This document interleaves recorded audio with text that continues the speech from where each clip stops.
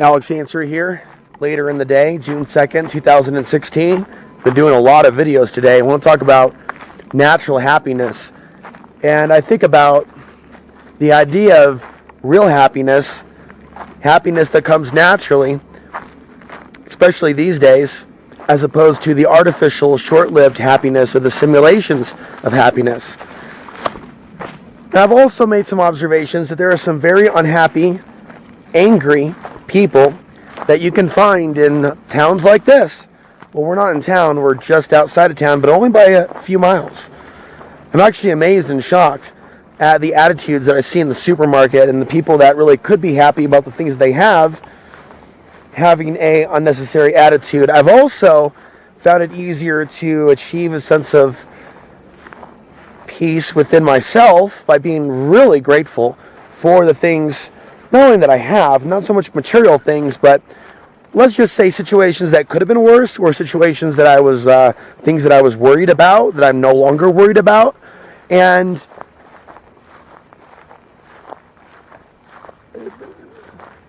restraining myself from worrying about certain things that at this point I have no power over, as far as I'm concerned.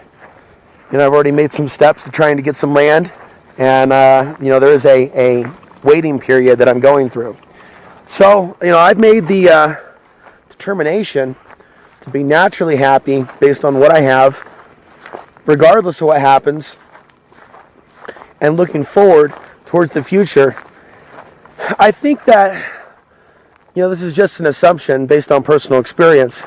It can be a little bit more difficult being naturally happy if you're perceived as someone who's a boat rocker, someone that rocks the boat, someone that tries to get people to think differently about certain things. Now, I think that some of us are destined to live that way of life, and so social persecution, being exiled from society, at least for a period in our lives,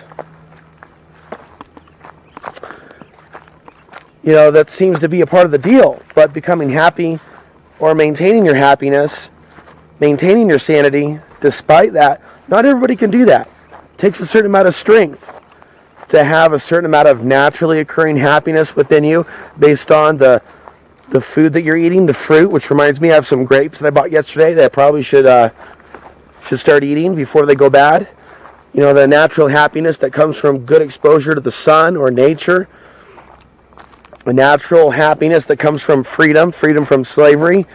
One may not have much, but they know they have the basics to survive, and they have the time to focus on the things that they want, and things like that. Having the time to really absorb new information, watch a number of documentaries on Native American history and the Indian Wars.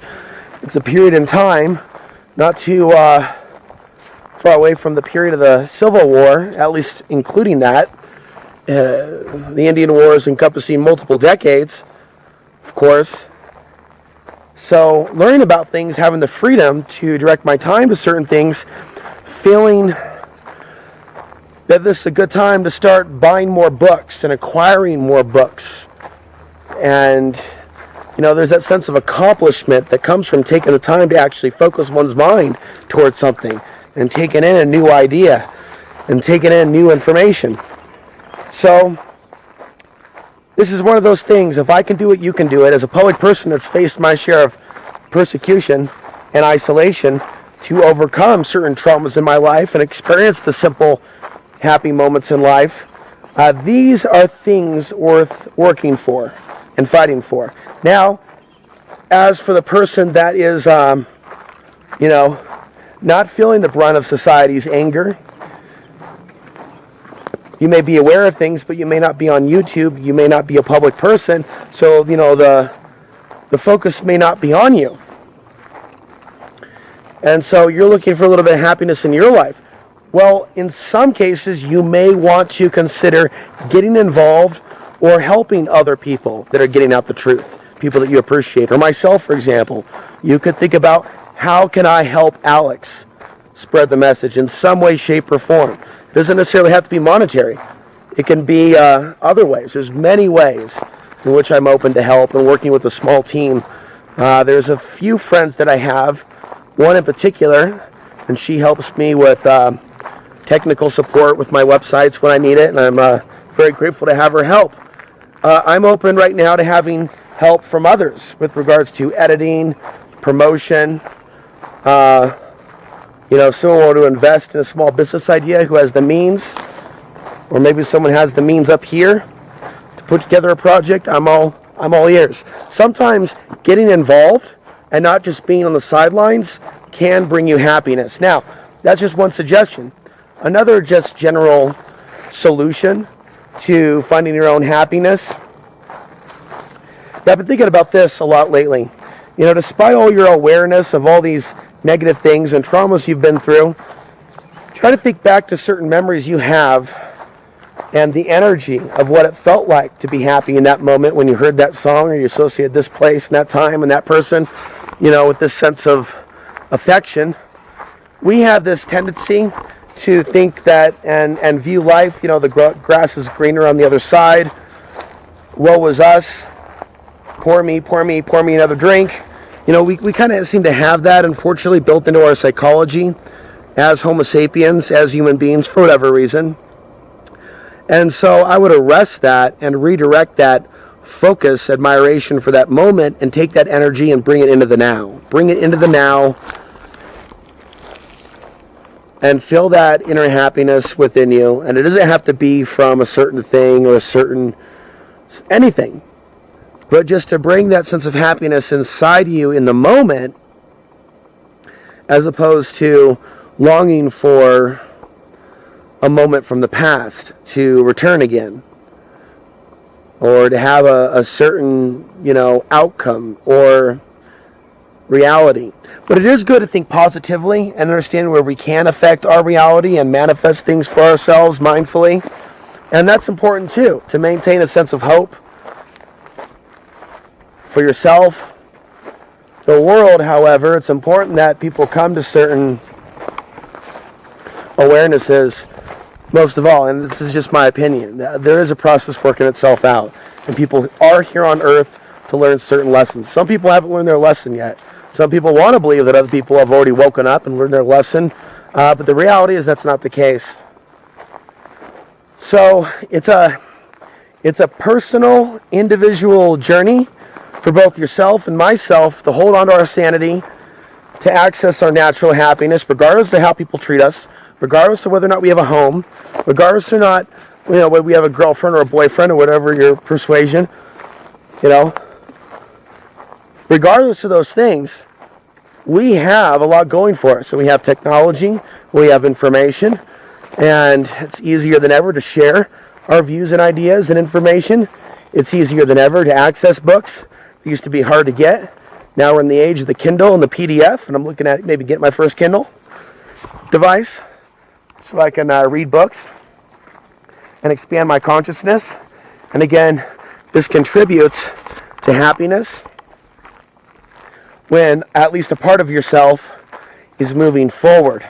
That's why exercise can be a really positive thing to maintaining a basic level of health and happiness in your body, to feel good in your body. See, we have control over those things, and it is important to invest in our health.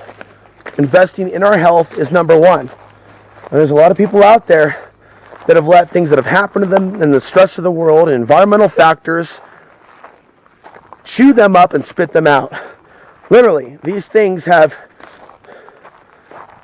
torn apart the spirits of some of these people. And Lord knows I've seen countless lost souls wandering the streets of Portland, Oregon, trying to find aspects of their soul again, if only they knew that perhaps they were looking in the wrong place. Then again, it is through the pain that we find the way home. And so, when people learn, as I close here, about some of these horrible things taking place, we here, at least we here in America, are privileged enough to have more technology than people in other parts of the world. And we could do something about it, and you can even be anonymous to shine the light or raise awareness or start a campaign. You know, I believe one of the biggest lies people use as an excuse to remain inactive is just to repeat like a parrot, the road to hell was paved with good intentions.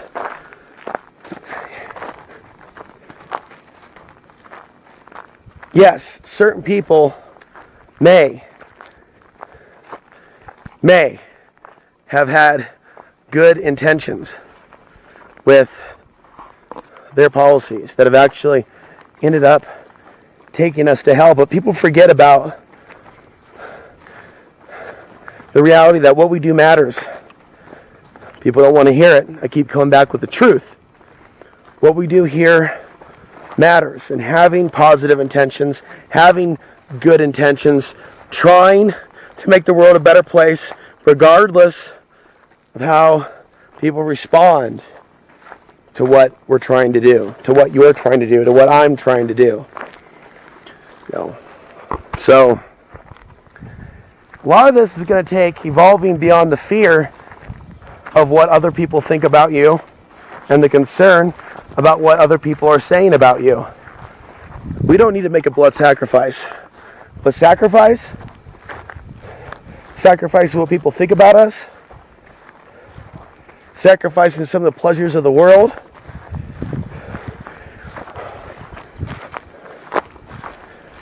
you know, replacing the simple pleasures of the world and the people that might reward us in this world when we act the way they want, and replacing that with genuine happiness by doing the right things, by doing the good deeds, by supporting the people that need to be supported, by giving voice to those that don't have a voice, by being the media yourself, by being the person that proposes solutions instead of just demand that of others. Some people do that when they really should fill in the blanks, not step on someone else's truth, but share their truth. So, genuine happiness is something to work for, is something to achieve through personal action and spiritual growth. And it also should be noted that depression and sadness and having certain feelings that are not super happy, sometimes those things are there to alert us that something is wrong. Sometimes we could be very consumed with a sense of sadness, confusion about where we're going and who we are, because we're living in a state of ignorance and spiritual bankruptcy. You know, maybe we're not always in a state of spiritual bankruptcy. Maybe a moment can come along to where, in a way, we have become spiritually bankrupt and weak. And it's through proper action that we can find the strength to carry on and not become another statistic of anything. Alex Ansary here, signing off this beautiful evening of June 2nd, 2012.